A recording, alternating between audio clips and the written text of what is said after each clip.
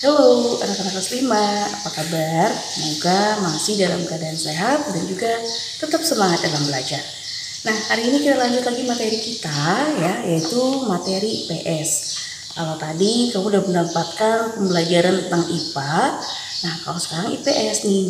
Nah, hari ini kita akan belajar tentang interaksi sosial antar daerah. Silakan buka buku kamu halaman 91. Oke, interaksi sosial antar daerah. Umumnya sama seperti yang sudah kita pelajari kemarin ya, bahwa interaksi sosial bisa kita jumpai dalam kehidupan kita sehari-hari, dalam masyarakat, dengan lingkungan dan lainnya. Nah, kalau untuk hari ini antar daerah, di mana salah satu bentuk interaksi sosial antar daerah ini adalah kegiatan kerjasama ya. Nah, kerjasama antar daerah ini ya dilakukan karena setiap daerah itu mempunyai kebutuhan yang berbeda ya. Tidak hanya kebutuhan, kemudian tiap daerah itu kan dia punya kekurangan yang berbeda-beda di antar daerah yang lainnya ya. Nah, seperti yang ada di buku kamu ya.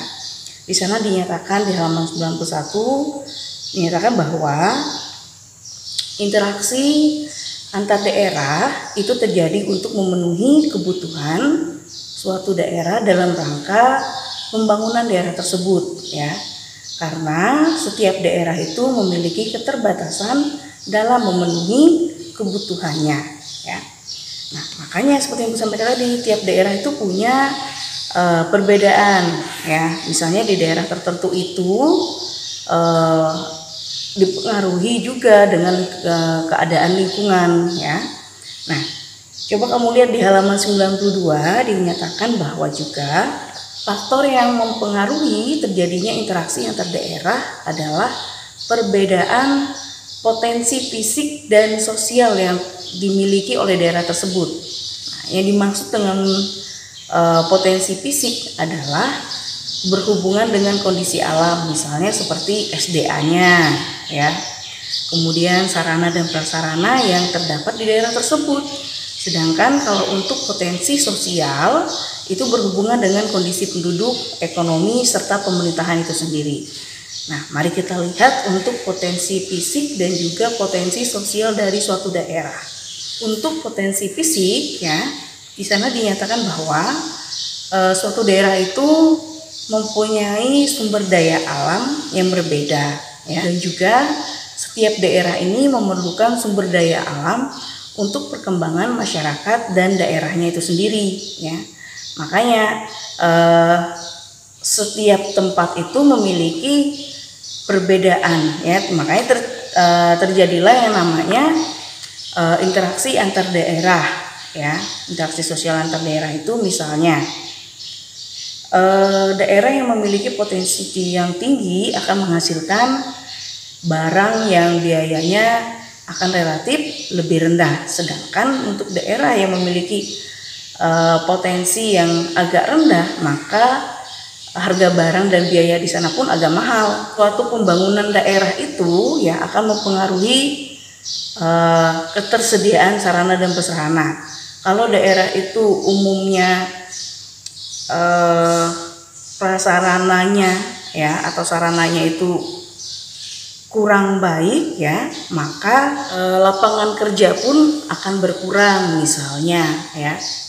Kurangnya potensi dari suatu wilayah itu akan mempengaruhi semua kegiatan yang ada di daerah tersebut, sehingga karena di daerah ini terlalu sulit untuk mendapatkan pekerjaan misalnya, kemudian biaya hidup di sana tinggi, maka orang akan melakukan interaksi dengan daerah yang lain, di mana menghubungkan kerjasama antar daerah ini ya akan membuat suatu daerah tersebut dengan mudah melengkapi kebutuhannya. Kita ambil contoh misalnya Murung Raya sama Muara Teweh misalnya.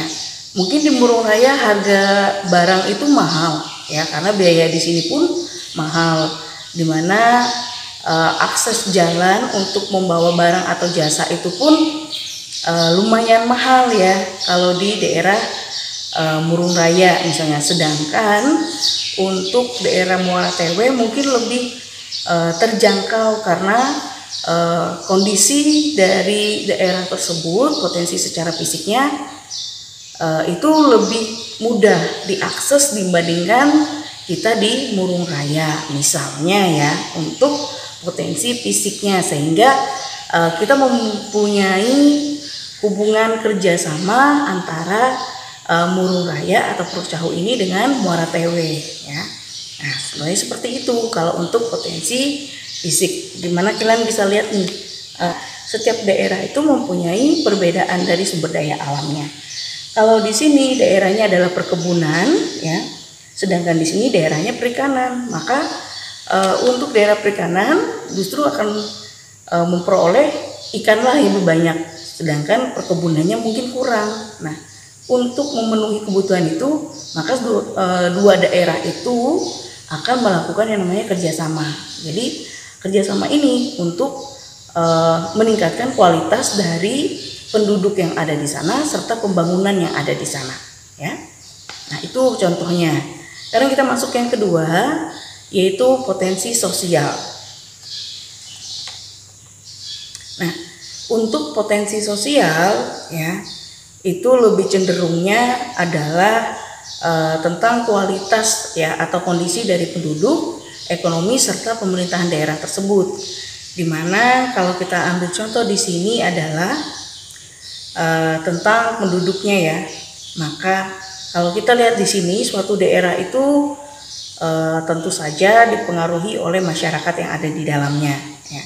Nah, di mana masyarakat ini juga dipengaruhi oleh suku, kemudian pendidikan serta kebudayaan. Nah, dari perbedaan inilah ya akan berpengaruh pada produktivitas kerja masyarakat di daerah tersebut.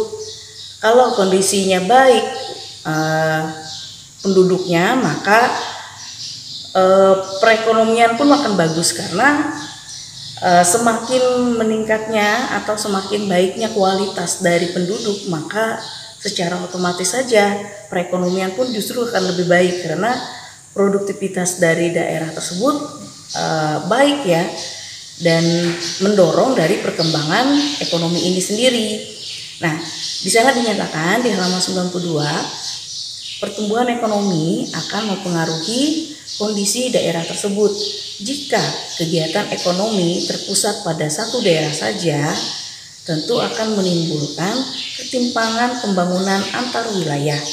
Karena itu secara tidak langsung ya, interaksi antar daerah akan membuat pembangunan di suatu daerah yang bertujuannya adalah meningkatnya tadi pembangunan daerah serta kebutuhan dari masyarakat akan terpenuhi, kemudian ekonomi daerah akan meningkat serta kebutuhan sosial dari masyarakat serta kebudayaannya pun akan semakin berlimpah, akan semakin banyak, serta pemenuhannya pun akan jadi semakin baik ya. Tapi jika misalnya daerah tersebut dengan kegiatan ekonominya timpang suatu daerah, tentu memerlukan daerah lain untuk memperbaiki ekonomi mereka. Potensi daerah ya yang mampu membuat kondisi penduduknya jauh lebih baik, maka ekonominya pun akan lebih baik. Jika ekonomi baik, maka pemerintah daerah pun akan lebih baik dalam pemerintahan serta pembangunan dari daerah tersebut ya. Kalau kita lihat seperti itu, jadi bisa diibaratkan interaksi sosial antar daerah ini adalah gunanya untuk memajukan pembangunan dari daerah tersebut ya, baik secara kondisi fisiknya yaitu sumber daya alamnya, ataupun secara sosial yaitu produktivitas dari penduduk serta ekonomi, sehingga menunjang dari pemerintahan tersebut ya. Semakin baiknya suatu daerah akan mempengaruhi daerah yang lainnya. Nah, dan akhirnya akan terjalinlah kerjasama ini biar suatu daerah itu akan seimbang ya. Jadi saling memenuhi kebutuhan ya untuk memperbaiki serta untuk meningkatkan dari kesejahteraan pembangunan daerah tersebut ya. Umumnya intinya seperti itu.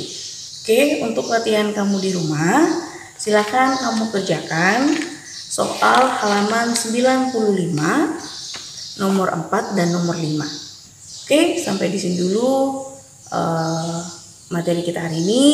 Sampai ketemu lagi di video pembelajaran selanjutnya. Ingat, tetap sehat, tetap semangat, selalu menjalankan protokol kesehatan agar kita semua tetap sehat. Sampai di sini dan sampai jumpa.